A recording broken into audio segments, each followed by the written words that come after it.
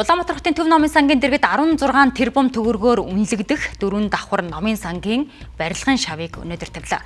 Гэвч ойролцоох байрны оршин суугчид шинээр барилга барихыг эсэргүүцэж байгаамаа.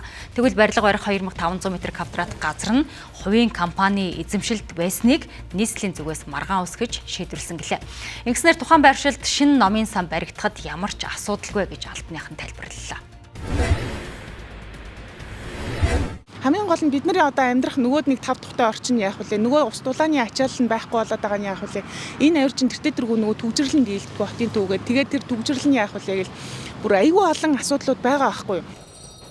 Ойролцоох байрны оршин суугчдын төлөөлөлд энэ мэт асуудлыг хэлж байгаа бол нөгөө талд Улаанбаатар хотын Төв номын сан нь 1980 оноос хойш үйл ажиллагаагаа явуулж байгаа учраас хуучирч ачаалаа дийлхэ болсон зэрэг асуудлыг хөндлөө.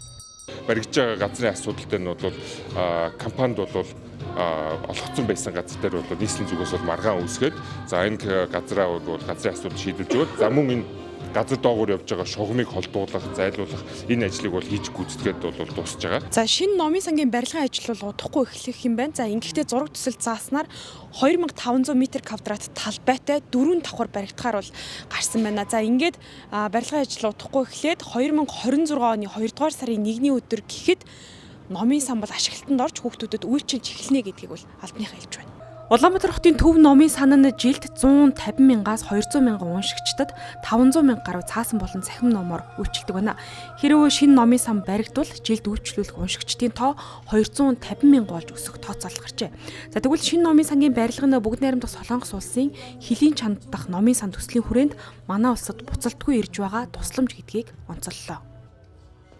2019 онд Солонгос улсын соёл спорт аялал жуулчлалын яамны буцалтгой тусламжаар одоо энэ хүүхдийн номын сан өргөх одоо ажиллагаа эхэлсэн.